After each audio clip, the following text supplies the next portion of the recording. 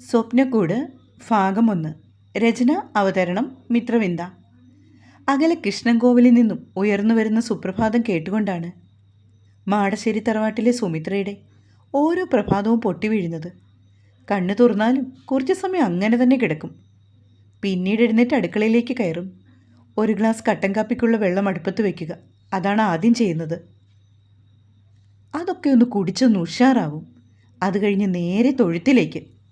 സുമിത്രേ, എടി സുമിത്രേ, നീ എവിടെയാണ്? ശേഖരൻ നീട്ടി വിളിക്കുന്നത് കേട്ടുകൊണ്ടാണ് സുമിത്ര തൊഴുത്തിൽ നിന്നും ഇറങ്ങി വന്നത്. ദാ വരുന്നു ഏട്ടാ, അവർ ഉറക്കെ വിളിച്ചു പറഞ്ഞു. മണിക്കുട്ടി എങ്ങനെ അഴിഞ്ഞുപോയിന്ന് എനിക്ക് മനസ്സിലാവാത്തത്. ഇന്നും പാല് കിട്ടിയില്ല. അവർ കയ്യിലിരുന്ന ഓട്ടുകിണ്ണം അടുക്കളയിൽ കൊണ്ടുപോയി വെച്ചു. എടി, നിനക്കതിനെ മുറുക്കി കെട്ടാൻ വയ്യായിരുന്നോ?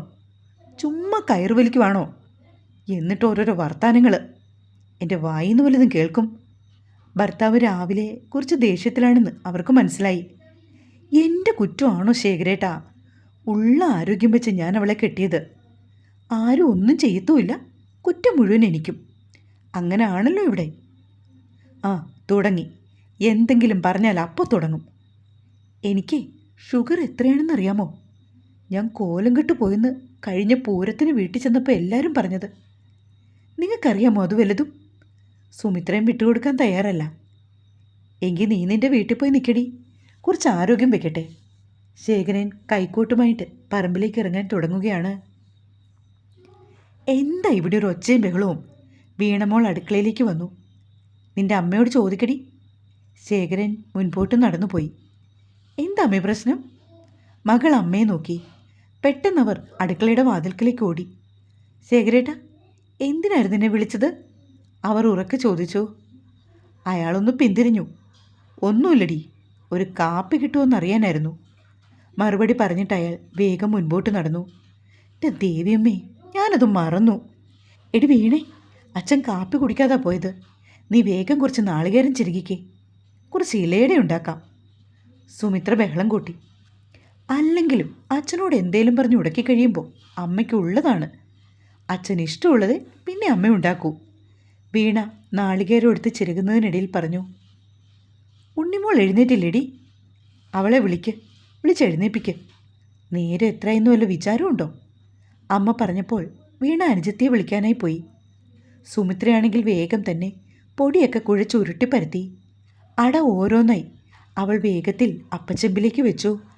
ഏലക്കായും ചുക്കും ജീരകവും ഉലുവയും ഒക്കെ വറുത്തു പൊടിച്ച കാപ്പിപ്പൊടി ചേർത്തുണ്ടാക്കിയ അസല് കാപ്പിയും അതിൻ്റെ കൂടെ എടുത്ത് അവർ വരമ്പത്തൂടെ നടന്നുപോയി. ആഹാ, എന്തൊരു രുചിയാടി! ആവശ്യത്തിന് ശർക്കരയും നാളികേരും ഇടയ്ക്ക് കിട്ടുന്ന ആ ജീരകത്തിൻ്റെ ഏലക്കയുടെ അകമ്പടി കൂടിയാകുമ്പോൾ എൻ്റെ സുമിത്രയെ കൈപ്പുണ്യ അപാരം. ശേഖരൻ ഇലയുടെ നന്നേ ബോധിച്ചു. അത് കേട്ടതും സുമിത്രയ്ക്ക് സന്തോഷമായി. എന്താ ശേഖരേട്ടാ, ഈ കൊല്ലം വാഴയ്ക്ക് നല്ല വിളവ് കിട്ടുമോ? ചെത്തുകാരൻ ദാമു സൈക്കിളിൽ പോകുന്ന വഴിയാണ്. ശുംഭൻ വായ തുറന്നു. ഇനി നോക്കണ്ട. ശേഖരൻ പല്ലിറുമി. പോട്ടെ, അവൻ എന്തെങ്കിലും പറയട്ടെ. ഈ കണ്ട കഷ്ടപ്പാടൊക്കെ വെറുതെ ആവോ? സുമിത്ര അയാളെ സമാധാനിപ്പിച്ചു. പോട്ടെ, അല്ലാതെ എന്തു പറയാനാ? ഈ പെടാപ്പാടൊക്കെ ആർക്കു വേണ്ടിയാടി? എങ്ങനെങ്കിലും വീണമോളെ കൂടി കൊള്ളാവുന്ന ആരുടെങ്കിലും കയ്യിലേൽപ്പിക്കണം. അതോടെ ഞാൻ ഇതെല്ലാം നിർത്തും. അയാൾ വീണ്ടും എഴുന്നേറ്റു.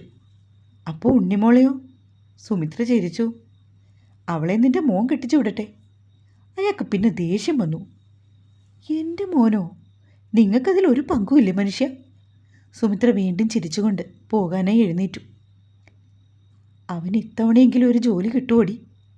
അത് പറയുമ്പോൾ അയാളുടെ മനസ്സിൽ ആകുലത നിറഞ്ഞു നിന്നു. നീ ഒത്തിരി ക്ഷീണിച്ചു കേട്ടോ, എന്തെങ്കിലും കഴിക്കാൻ നോക്ക്. കാപ്പി കുടിച്ച ഗ്ലാസ് സുമിത്രയ്ക്ക് കൈമാറിക്കൊണ്ട് അയാൾ പറഞ്ഞു. തൻ്റെ ഭർത്താവിൻ്റെ ആ ഒരു വാചകം മതിയായിരുന്നു സുമിത്രയ്ക്ക് മനസ്സ് നിറയാൻ. തിരികെ അവർ വീട്ടിലെത്തിയപ്പോൾ വീണയും ഉണ്ണിമോളും ഉഗ്രനടി. എന്താടി, എന്തൊരു ബഹളമാണ്! ഇവിടെ അയൽവക്കത്താർക്കും കിടക്കപ്പുറത്ത് കൊടുക്കത്തില്ല. സുമിത്ര മക്കളോട് കയർത്തു. അമ്മേ, ഇന്ന് മുറ്റം അടിക്കേണ്ടത് ഉണ്ണിമോളാണ്. ഇന്നലെ വരെ ഞാനായിരുന്നു മുറ്റം അടിച്ചത്. എന്നിട്ട് അവൾക്കതിന് കഴിയത്തില്ല. ഇങ്ങനെ മടി പിടിച്ചിരുന്നാൽ കൊള്ളുമോ? ഞാൻ അത്രയും പറഞ്ഞതേ ഉള്ളൂ അവളോട്. അതിനവളെന്നെ കടിച്ചു കീറാൻ വരുവാ. വീണ അമ്മയോട് തൻ്റെ നിരപരാധിത്വം വ്യക്തമാക്കി. സുമിത്ര പോയി ചൂലെടുത്തു. വീണ ഇവിടെ വാടി. അവർ വിളിച്ചപ്പോൾ വീണ അവരുടെ അടുത്തേക്ക് വന്നു. ഇതാ, ഇത് പിടിച്ചെങ്ങോട്ട്. അമ്മ അത് പറയുമ്പോൾ വീണയുടെ മുഖം വാടി. അല്ലെങ്കിലും അമ്മയ്ക്ക് ഉണ്ണിമോളോടാണ് കൂടുതൽ ഇഷ്ടം. അവൾ പിറുപിറുത്തുകൊണ്ട് മുറ്റുമടിക്കാൻ തുടങ്ങി. ഉണ്ണിമോൾ ഇങ്ങോട്ട് വന്നേടി. സുമിത്ര ഇളയ മകളെ വിളിച്ചു. ഒരു ബക്കറ്റ് നിറയെ തുണികളുമായി അവളുടെ അടുത്തേക്ക് വന്നു. ഇതെല്ലാം കൊണ്ടുപോയി നനച്ചിട്.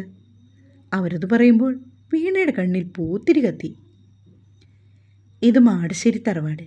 കർഷകനായ ശേഖരൻ്റെയും സുമിത്രയുടെയും 4 മക്കളിൽ ഇളയവരാണ് വീണയും ഉണ്ണിമോളും. വീണ ഡിഗ്രിക്കും ഉണ്ണിമോൾ 9ാം ക്ലാസ്സിലും പഠിക്കുന്നു. വീണയുടെ മൂത്തത് വിജി. അവളെ കല്യാണം കഴിച്ചയച്ചിട്ട് 1 വർഷം കഴിഞ്ഞതേ ഉള്ളൂ. അവളുടെ ഭർത്താവ് ഒരു പലചരക്ക് കട നടത്തുന്നു. ഇവരുടെ എല്ലാം മൂത്തത് ആൺകുട്ടിയാണ്, വൈശാഖ്. PG വരെ പോയെങ്കിലും ഒരു വിശേഷവുമില്ല. എന്നും ഇൻ്റർവ്യൂ എന്ന് പറഞ്ഞ് പോകും, തിരിച്ചൊരു പ്രയോജനവുമില്ലാതെ വരും. അന്നും പതിവ് പോലെ വൈശാഖൻ ഇൻ്റർവ്യൂ എന്ന് പറഞ്ഞ് പോയിരിക്കുകയാണ്. എൻ്റെ മേലേക്കാവിലമ്മേ, എൻ്റെ മോൻ എവിടെയെങ്കിലും ഒരു ജോലി ശരിയാക്കി കൊടുക്കണേ. എൻ്റെ ശേഖരനേട്ടന് വയ്യാതായി. ഇനിയെങ്കിലും ആ പാവത്തിനൊരു വിശ്രമം കൊടുക്കണം. സുമിത്ര മനമുരുകി പ്രാർത്ഥിച്ചു. അമ്മേ, ഇത് ജാനുവടുത്തി വന്നിരിക്കുന്നു. വീണ വിളിച്ചു പറഞ്ഞു. എന്താ ജാനു? അവർ പുറത്തേക്ക് വന്നു. അടുത്ത വീട്ടിലെയാണ് ജാനു. ഭർത്താവായ രാഘവന് നാളികേരം പിരിക്കലാണ് ജോലി. ചേച്ചി, ഒരു 100 രൂപ എടുക്കാനുണ്ടോ?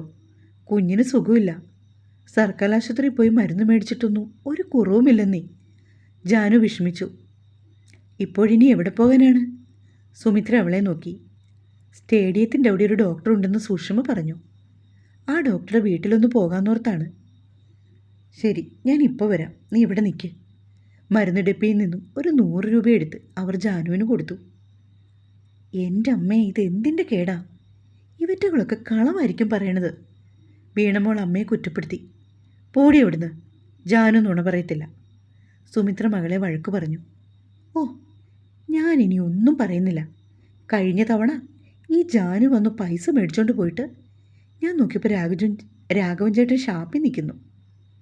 അയാൾക്ക് പനിയാണെന്ന് പറഞ്ഞല്ലേ അന്ന് പൈസ മേടിച്ചത്? വീണയ്ക്ക് ദേഷ്യം വരുന്നുണ്ടായിരുന്നു. എടീ, അന്ന് ജാനു എന്നോട് പറഞ്ഞിരുന്നു അയാൾ കുടിക്കാൻ പൈസയില്ലാതെ അവൾക്ക് ടടിയും തൊഴിയാണെന്ന്. സുമിത്ര മക്കളോട് 2 പറയുകയാണ്. അപ്പോഴേക്കും ശേഖരം വരുന്നുണ്ട്. ഇനി അച്ഛനോടൊന്നും പറയാൻ നിൽക്കണ്ട. അവർ മക്കൾക്ക് 2 ഉപദേശമൊക്കെ നൽകി. ഇന്ന് മീനൊന്നും കിട്ടിയില്ലേ സുമിത്രേ? ഉച്ചയ്ക്ക് ഊണ് കഴിച്ചുകൊണ്ടിരുന്നപ്പോൾ അയാൾ ഭാര്യയെ നോക്കി. ഓ, ചാളയായിരുന്നു. അതിൻ്റെ കണ്ണിലൊരു രക്തമയം പോലുമില്ല. എന്നിട്ട് ഹനീഫ പറയുക പുതിയ മീനാണെന്ന്. ഞാനതുകൊണ്ടത് മേടിക്കാൻ നിന്നില്ല. ഭാര്യ വിശദീകരണം നൽകി. എങ്കിൽ നീ ഒരു മുട്ടയെങ്കിലും പൊരിക്കടി. വിശന്ന് വരുമ്പോൾ ഈ ചപ്പുചവറൊക്കെ എങ്ങനെ കൂട്ടും? അയാൾ സാമ്പാറിൽ കിടന്ന ഒരു മുരിങ്ങക്കോലെടുത്ത് മക്കളെ 2 പൊക്കി കാണിച്ചു. അവർ 2 ചിരിച്ചു. സുമിത്ര മുട്ട പൊരിക്കാനായി എഴുന്നേറ്റു. വീണമോളെ, അച്ഛനൊരു മുട്ട പൊരിച്ചുകൊണ്ട് വാടി. അയാൾ വാത്സല്യത്തോടെ മകളെ നോക്കി. അവൾ വേഗം തന്നെ അടുക്കളയിലേക്ക് പോയി. ഇവിടെ ആരുമില്ലേ? മുറ്റത്തുനിന്ന് ആരോ വിളിച്ചു. ആരാ? സുമിത്ര വേഗം വാതിൽക്കലേക്ക് വന്നു. ആഹാ, നാരായണേട്ടനോ? ഈ വഴിയൊക്കെ അറിയാമോ? അമ്മ ചോദിക്കുന്ന കേട്ടപ്പോൾ മക്കൾ 2 ഒരുപോലെ തലയിൽ കൈവച്ചു. ഇനി ഉറക്കമില്ലാത്ത രാത്രിയാണല്ലോ അച്ഛാ. ഉണ്ണിമോ പറഞ്ഞപ്പോൾ അച്ഛൻ അവളെ വിലക്കി. സുമിത്രയുടെ 2ാമത്തെ സഹോദരനാണ് നാരായണൻ. ഭാര്യയുമായി വഴക്കിടുമ്പോൾ മാത്രം അയാൾ സഹോദരിയുടെ അടുത്തേക്ക് വരും. പിന്നത്തെ കാര്യം പറയണ്ട. മക്കളുടെയും ഭാര്യയുടെയും 100 കുറ്റമാണ് അയാൾക്ക് പറയാനുള്ളത്. മക്കളെല്ലാവരും എന്തിയടി? ആരുടെ അനക്കും ഇല്ലല്ലോ. അയാൾ അകത്തേക്ക് കയറുന്നതിനിടയിൽ ചോദിച്ചു. അവരകത്തുണ്ട്. ശേഖരനേട്ടന് ചോറ് കൊടുക്കുമായിരുന്നു. ഇതാ, കുറച്ച് കരിമീനും വരാലുവാ. മുപ്പല്ലിക്ക് കുത്തിപ്പിടിച്ചതാ. നീ ഇത് പുളിയിട്ട് പറ്റിക്ക് പെങ്ങളെ. നാരായണൻ കയ്യിലിരുന്ന കവർ സുമിത്രയുടെ നേർക്ക് നീട്ടി. അമ്മാവ, എല്ലാവരും എന്തെടുക്കുന്നു? വീണ അമ്മാവനോട് ചോദിച്ചു. എല്ലാവരും ആരാടി? ഈ നാരായണൻ ഏകനായിട്ടാണ് ഈ ഭൂമിയിലേക്ക് വന്നത്. ഏകനായിട്ടാണ് മടക്കവും. ഇടയ്ക്ക് കണ്ടുമുട്ടിയതെല്ലാം വെറും പാഴ്വസ്തുക്കൾ. അയാൾ വീണയോട് പറഞ്ഞു. ഉണ്ണിമോൾ അടക്കി ചിരിച്ചു. അളിയോ, ഒറ്റയ്ക്കിരുന്ന് കഴിക്കുവാണോ? നാരായണൻ വന്ന് ഊണുമുറിയിലെ കസേരയിലിരുന്നു. പാടത്തും പറമ്പിലുമൊക്കെ ആയിരുന്നു നാരായണ. ഇപ്പോൾ വന്ന് കയറിയതേ ഉള്ളൂ. ശേഖരൻ ഊണ് കഴിച്ചെഴുന്നേറ്റു. സുമിത്രേ, നന്നായിട്ട് മുളക് പൊടിയും കുടമ്പുളിയും ഒക്കെ ഇട്ട് ഈ മീനങ്ങ് പറ്റിക്ക് കേട്ടോ. ശേഖരൻ കൈ കഴുകിയിട്ട് വന്ന് ഭാര്യയോട് പറഞ്ഞു. മുളകും മല്ലിയും കൂടി വറുത്തരച്ച് വെച്ചാലും മതി. നാരായണന് അടുത്ത അഭിപ്രായം. ഞാനത് എങ്ങനെയാണെന്ന് വെച്ചാൽ ചെയ്തോളാം. നിങ്ങൾ രണ്ടുപേരും ഒന്ന് പോയാട്ടെ. സുമിത്ര ചിരിച്ചു. ഇക്കൊല്ലം മഴ നേരത്തെയാണ്. കിഴക്ക് നല്ല കാറും കോളുമാ. കൃഷിയൊക്കെ എങ്ങനെയാവോ? ശേഖരൻ ആകാശത്തേക്ക് നോക്കി പറയുകയാണ്. അതെ അതെ, അത് ശരിയാ. റേഡിയോയിൽ ഇന്ന് കാലാവസ്ഥ പറഞ്ഞത് കേട്ടില്ലേ? ആലപ്പുഴ, കോട്ടയം, പത്തനംതിട്ട ഇടിയോട് കൂടിയ മഴയായിരിക്കുമെന്ന്. നാരായണൻ ഊണ് കഴിഞ്ഞ് ഒന്ന് വിസ്തരിച്ചിരുന്ന് മുറുക്കുകയാണ്. സുമിത്രയും മക്കളും കൂടി കരിമീനും വരാലും ഇരുന്ന് പൊളിക്കുന്നുണ്ട്. കരിമീൻ നമുക്ക് പൊരിക്കാം അല്ലേ അമ്മേ? ഇഞ്ചിയും വെളുത്തുള്ളിയും ഒക്കെ അരച്ച് പിടിപ്പിച്ചു. ഓർത്തിട്ട് വെള്ളം വരുന്നു. വരാല് പറ്റിച്ചു വെക്കാം. രാവിലെ അച്ഛനോട് കപ്പ പറിക്കാൻ പറയാം. എന്നിട്ട് കപ്പയും മീൻകറിയും കൂട്ടി കഴിക്കാം. ഉണ്ണിമോളായിരുന്നു അടുത്ത ഊഴം. അതിനും സുമിത്ര വീണ്ടും മൂളി. അമ്മ എന്താ ഇങ്ങനെ മൂളുന്നത്? മക്കൾ രണ്ടാളും ഒരുപോലെ ചോദിച്ചു. അല്ലടി, വിജിമോക്ക് വലിയ ഇഷ്ടമായിരുന്നു വരാല് കറി വെച്ചത്. അവൾ കൂടി ഉണ്ടായിരുന്നെങ്കിൽ. അവർ പറഞ്ഞു. എൻ്റെ അമ്മേ, വല്യേച്ചി ഇതൊന്നും കാണാതെ കിടക്കുമല്ലേ? ഗോപേട്ടന് എല്ലാം മേടിച്ചു കൊടുക്കും. ചേച്ചി ഒന്ന് മൂളിയാൽ മതി. ഏട്ടന് എത്ര തിരക്കാണേലും കൊണ്ടുപോയി കൊടുക്കും ഇതൊക്കെ. വീണമോൾ അമ്മയെ സമാധാനിപ്പിച്ചു. എന്നാലും എൻ്റെ കുട്ടിക്ക് ഞാൻ ഉണ്ടാക്കുന്നത് ഒരുപാട് ഇഷ്ടമാണ്. ആ, പെൺകുട്ടികളെ മറ്റൊരു വീട്ടിൽ ഇറക്കി വിട്ടാൽ പിന്നെ നമ്മുടെ കൺമുമ്പിൽ നിന്ന് എൻ്റെ അമ്മയൊന്ന് നിർത്ത്. വെറുതെ മൂട് കളയാൻ അമ്മ തുടങ്ങി. ഉണ്ണിമോൾക്ക് ദേഷ്യം വന്നു. അതെ, സത്യം. അമ്മയുടെ പറച്ച് കേട്ടാൻ തോന്നും ചേച്ചി നാട് വിട്ടുപോയിന്ന്. അമ്മയ്ക്ക് നാളെ കാണണമെങ്കിൽ പറഞ്ഞാൽ മതി. ചേച്ചി ഇവിടെ പറന്നെത്തും. വീണ അമ്മയോട് പറഞ്ഞു. നിന്നോടൊന്നും അതൊക്കെ പറഞ്ഞാൽ മനസ്സിലാവില്ല. അതൊക്കെ നിങ്ങൾ മനസ്സിലാക്കണമെങ്കിലേ ഒരമ്മയാകണമെന്നല്ലേ? ഇനി ബാക്കി കൂടി ഞാൻ പറയാം. എടി പെണ്ണുങ്ങളെ, അവൾ പറഞ്ഞു തുടങ്ങിയപ്പോൾ ഫോൺ ശബ്ദിച്ചു. നോക്കിയപ്പോൾ വിജി. അയ്യോ, എൻ്റെ ചേച്ചിക്ക് 100 ആയുസാണ്. ദാ ഇപ്പം പറഞ്ഞതേ ഉള്ളൂ വലിയച്ചയുടെ കാര്യം. വീണ ഫോണെടുത്ത് സ്പീക്കറിലിട്ടു. ആ, എൻ്റെ മോളെ, നീ ഇനി എന്ന് വരൂടി? നിന്നെ കാണാൻ കൊതിയായി. അമ്മ, ഇടയ്ക്ക് ഞാൻ വരാമേ. ഗോപേട്ടൻ കടയിൽ തിരക്കുള്ളത് കൊണ്ടല്ലേ? അതൊന്നും പറഞ്ഞാൽ അമ്മയ്ക്ക് മനസ്സിലാവില്ല. ഇന്നിപ്പോൾ കാരണം വേറെയാണ്. എന്താടി ഉണ്ണിമോളെ? അത് പിന്നെ ഇന്നിവിടെ കുറച്ച് വരാലും കരിമീനും കിട്ടി. അതിൻ്റെ ഒരു പങ്ക് ചേച്ചിക്ക് കൂടി കൊടുക്കണം. അത്രയേ ഉള്ളൂ അമ്മയ്ക്ക്. ആഹാ, എവിടുന്ന് കിട്ടി? അമ്മാവും വന്നോ? ചേച്ചിക്ക് മനസ്സിലായോ? അല്ലാതെ പിന്നെ എങ്ങനെയാണ്? ഇതൊക്കെ ഫ്രഷായിട്ട് കിട്ടണമെങ്കിൽ അമ്മാവൻ വരണ്ടേ? നീ ഇറങ്ങടി മോളെ. ഉച്ച കഴിഞ്ഞു വാ, പെട്ടെന്ന് പോകാം. ചേച്ചി, കൊതിയായോ? വരുന്നോ ഇങ്ങോട്ട്? പോടി ഉണ്ണിമോളെ. ആ അമ്മേ, ഞാൻ പിന്നെ വരാം. ചേച്ചിക്ക് എന്താ ചോറിന് കറി? ഇവിടെ അച്ചിങ്ങ മെഴുക്കുരട്ടിയും കായും പയറും എരിശ്ശേരിയും പരൽ വറുത്തതും. ആഹാ, പരൽ കിട്ടിയോ മോളെ? വള്ളക്കാരോടോ മറ്റോ മേടിച്ചതാണ്. കണ്ടോ, ഇപ്പോൾ അമ്മയ്ക്ക് സമാധാനമായോ? ചേച്ചിക്ക് അവിടെ എല്ലാത്തരം മീനും കിട്ടും. മതി വീണെ പറഞ്ഞുകൊണ്ട് നിന്നത്. അച്ഛൻ ഇപ്പോൾ വരും. വിളക്ക് കൊളുത്താറായി വരുന്നു. രണ്ടാളും വേഗം പണി തീർത്ത് കുളിക്ക്. ഓ, ഇപ്പോഴാണോ അമ്മയ്ക്ക് സ്പീഡായത്? എന്നാൽ ശരി ചേച്ചി, വയ്ക്കുവാണേ. മോളെ വിജി, വെച്ചോ കേട്ടോ. അച്ഛനും മാമനും ഇപ്പോൾ വരും. അമ്മയ്ക്ക് പണി തീർക്കാനുണ്ട്. അവർ ഫോൺ കട്ട് ചെയ്തു. എന്താ നാരായണ ഇന്നത്തെ ഈ വരവിൻ്റെ ഉദ്ദേശം? നീ പിണങ്ങി വന്നതോ മറ്റോ ആണോ? ശേഖരൻ വാഴയ്ക്ക് ഇടകിളയ്ക്കുകയാണ്. ഓ, എന്നാ ഉദ്ദേശം? ഒന്നുമില്ലളിയ. വരാല് കിട്ടിയപ്പോൾ നിങ്ങളെയൊക്കെ കാണണമെന്ന് തോന്നി. അങ്ങനെ പോന്നു. നാരായണൻ അളിയനെ സഹായിക്കുകയാണ്. അളിയ, ആ ദാമു ഇതിലേ വരുമോ? നല്ല മധുരക്കള്ള് കുടിച്ച കാലം മറന്നു. നല്ല മധുരക്കള്ളും കരിമീൻ വറുത്തതും കുറച്ച് കപ്പയും കൂടി ഉണ്ടെങ്കിൽ.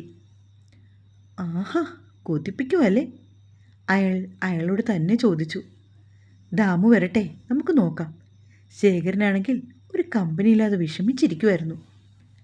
അളിയനും അളിയനും കൂടി പറമ്പിൽ നിന്ന് കയറി വന്നപ്പോൾ വീണയും ഉണ്ണിമോളും കുളിയൊക്കെ കഴിഞ്ഞ് നാമം ജപിക്കുന്നു. മക്കൾ രണ്ടാളും ഈണത്തിൽ ചൊല്ലുകയാണ് പ്രാർത്ഥന. ശംഭോ മഹാദേവ. നാരായണൻ്റെ ഒറ്റ വാചകത്തിൽ അയാൾ ഫിറ്റാണെന്ന് എല്ലാവർക്കും മനസ്സിലായി. അവർ പെട്ടെന്ന് നാമം ചൊല്ലൽ അവസാനിപ്പിച്ചുകൊണ്ട് എഴുന്നേറ്റ് പോയി. വൈശാഖൻ എപ്പോൾ വരും? നാരായണൻ അല്പം ഉറക്കെ ചോദിച്ചു. അവൻ ലാസ്റ്റ് ബസ്സിലേ വരൂ. ഇന്ന് ഇൻ്റർവ്യൂ കുറച്ച് ദൂരെയായിരുന്നു. സുമിത്ര ഒരു വരാലിൻ്റെ നടുക്കഷ്ണമെടുത്ത് സഹോദരൻ്റെ പാത്രത്തിലേക്ക് വെച്ചു.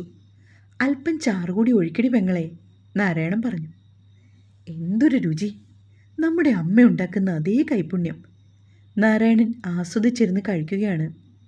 എൻ്റെ ഭാര്യയല്ലേ, പടിഞ്ഞാറേ നടക്കൽ ഗോവിന്ദൻ മകൻ ദേവകി. അവൾ ഉണ്ടാക്കുന്നതേ വായി വെക്കാൻ കൊള്ളില്ല. അങ്ങോട്ടിടുമ്പോൾ ഇങ്ങോട്ടെടുക്കും. ഒന്ന് പോയേട്ടാ, അത്രയ്ക്ക് കുറ്റമൊന്നും പറയണ്ട കേട്ടോ. ഉപ്പ് കൂടുമ്പോൾ പുളി കുറയും, പുളി കുറയുമ്പോൾ ഉപ്പ് കൂടും. പിന്നെ അതൊക്കെ അങ്ങ് കഴിച്ചു. അതിനുശേഷം ഒരു സമ്മിശ്ര വികാരമാണ് നമുക്ക്. നാരായണൻ പതിയെ കാര്യത്തിലേക്ക് വരികയാണ്. ഇന്നവൾ എന്നോട് പറയുവാടി. നാരായണൻ ഒച്ച വെച്ചു. ഏട്ടാ നിർത്ത്, കഴിച്ചിട്ട് പോയി കിടക്കാം. സുമിത്ര ആങ്ങളെ വിലക്കി. നീ പോടി, നീ മിണ്ടാതിരിക്ക്. ഞാൻ പറയൂ അളിയ, എൻ്റെ വിഷമം തീരും വരെ ഞാൻ കുടിക്കും. അയാൾ കരയാൻ തുടങ്ങി. നാരായണ, ഭക്ഷണം കഴിക്കുമ്പോൾ ഇരുന്ന് കരയാതെ, കഴിച്ചിട്ട് എഴുന്നേക്ക്. ശേഖരൻ പറഞ്ഞപ്പോൾ അയാൾ മിണ്ടാതിരുന്ന് കഴിക്കാൻ തുടങ്ങി. എന്നാലും എൻ്റെ അളിയ, ഇടയ്ക്ക് നാരായണൻ പറഞ്ഞു തുടങ്ങിയെങ്കിലും അയാൾ വിലക്കി. അതൊക്കെ വിട്ട് കള നാരായണ. ചട്ടിയും കലവും ആവുമ്പോൾ തട്ടിയും മുട്ടിയൊക്കെ ഇരിക്കുന്നേ, ശേഖരൻ പറഞ്ഞു. അതൊക്കെ ശരിയാണ്, പക്ഷെ പൊട്ടിപ്പോയാലോ? പിന്നെ കാശിന് കൊള്ളില്ല. അതാണ് എൻ്റെ സങ്കടം അളിയ. ഇതൊരു നടക്ക് പോവില്ല. അളിയൻ എന്തെങ്കിലും പറഞ്ഞോ? ഏയ് ഇല്ല. വരാന്തയിലിരുന്ന് ശേഖരനും നാരായണനും കൂടി നാട്ടുവർത്തമാനമാണ്. സുമിത്രയാണെങ്കിൽ ഭക്ഷണം കഴിച്ച പാത്രങ്ങളൊക്കെ കഴുകി വെച്ചു. ഇടയ്ക്കെല്ലാം അവരുടെ കണ്ണുകൾ പാടവരമ്പത്തേക്ക് പായും. മകൻ വരുന്നുണ്ടോ എന്നാണ്. ഈശ്വര, എൻ്റെ മക്കൾക്ക് നല്ലത് വരുത്തണേ. എൻ്റെ മോനൊരു ജോലി കിട്ടിയാൽ പാവം എൻ്റെ ശേഖരേട്ടന് ഒന്ന് വിശ്രമിക്കായിരുന്നു. സുമിത്രയുടെ മനസ്സിൽ പല പല ചിന്തകളാണ്. അമ്മേ, വാതിൽ തുറക്ക്. സുമിത്രയെ അടുക്കളയിൽ നിന്നും ആരോ വിളിച്ചു. മോനെ വൈശാഖ. അവരോടി വന്ന് വാതിൽ തുറന്നു. അവൻ പതിയെ അകത്തേക്ക് കയറി. അമ്മാവൻ എപ്പോഴാണ് വന്നത്? അവൻ ചോദിച്ചു. ഉച്ചയായപ്പോൾ വന്നു. നീ എന്താ മോനെ ഇതിലേ വന്നത്? സുമിത്ര മകൻ്റെ കയ്യിലിരുന്ന ബാഗ് മേടിച്ച് അടുക്കളയിലെ മേശമേൽ വെച്ചു. എൻ്റെ അമ്മ, എനിക്ക് നല്ല ക്ഷീണമുണ്ട്. ആകെ വലഞ്ഞു പോയി. ഇനി അമ്മാവൻ്റെ കത്തി കേൾക്കാൻ വയ്യ, അതുകൊണ്ടാണ്. വൈശാഖൻ കൈകൾ രണ്ടും മേൽപോട്ട് ഉയർത്തിയൊന്ന് നീണ്ടു നിവർന്നു. പോയി കുളിച്ചിട്ട് വരൂ മോനെ. അമ്മാവൻ കുറച്ച് കരിമീൻ കൊണ്ടുവന്നിട്ടുണ്ട്, അതും കൂട്ടി ചോറ് കഴിക്കാം. അവർ വാത്സല്യത്തോടെ മകനെ നോക്കി. അതെയോ? എന്നാൽ ഇന്നെൻ്റെ അമ്മക്കളിയുടെ കൈപ്പുണ്യം ഒന്ന് അനുഭവിച്ചറിയാം. അവൻ അമ്മയെ കെട്ടിപ്പിടിച്ചു. ഓ മതിയടി ചക്ക, നീ പോയി കുളിക്ക്, നേരെ ഒരുപാടായി. അവൻ മെല്ലെ തൻ്റെ മുറിയിലേക്ക് പോയി. എന്നിട്ടൊരു തോർത്തുമെടുത്ത് കുളപ്പടവിലേക്ക് നടന്നു. വയറ് നന്നായി വിശന്നതുകൊണ്ട് അവൻ വേഗം കുളി അവസാനിപ്പിച്ച് കയറി വന്നു. എവിടൊക്കെ പോയാലും നമ്മുടെ ഈ കുളത്തിൽ ഒന്ന് കുളിച്ചു വന്നാൽ മതി. എന്തൊരു എനർജിയാണമ്മേ. ഓ പറയാതെ വയ്യ. വൈശാഖൻ അമ്മ വിളമ്പിക്കൊടുത്ത ചോറും കഴിച്ചുകൊണ്ട് അമ്മയോട് പറയുകയാണ്. മോനെ, വല്ലതും നടക്കുവോടാ? ശേഖരൻ പിന്നിൽ നിന്ന് വന്നതും വൈശാഖൻ പെട്ടെന്ന് തിരിഞ്ഞു നോക്കി. അച്ഛൻ്റെ മുഖത്ത് അന്നും പതിവ് പോലെ പ്രതീക്ഷയുടെ ഒരല്പം പോലും വകയില്ലായിരുന്നുവെന്ന് അവൻ ഓർത്തു. തുടരും. കേട്ടിട്ടില്ലേ നാട്ടിൻപുറം നന്മകളാൽ സമൃദ്ധമെന്ന്? ഞാൻ നേരത്തെ എഴുതിയ കഥയാണ് കേട്ടോ. വായിച്ചവർ സ്കിപ്പ് ചെയ്തോളൂ, അല്ലാത്തവർക്ക് ഇത് നമുക്ക് വായിക്കാം.